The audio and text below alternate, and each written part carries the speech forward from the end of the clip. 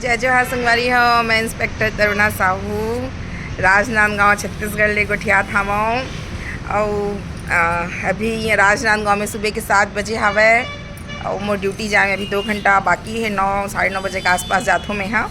और आज मैं बना थामाऊँ कांदा भाजी। कांदा भाजी छत्तीसगढ़ के देखो, ये देखा था मोर कांदा भाजी। ये बहुत ही हमारे छत्तीसगढ़ के ना बहुत प्रसिद्ध भाजी है। इला छत्तीसगढ़ी में कांदा भाजी ही कहते, हिंदी में का बोलते तेला मैं नहीं जाना। और ये ना बहुत ही अच्छा भाजी होते और का बोलते इनमें बहुत सारा प्रोटीन विटामिन सबो चीज़ पाए जाते।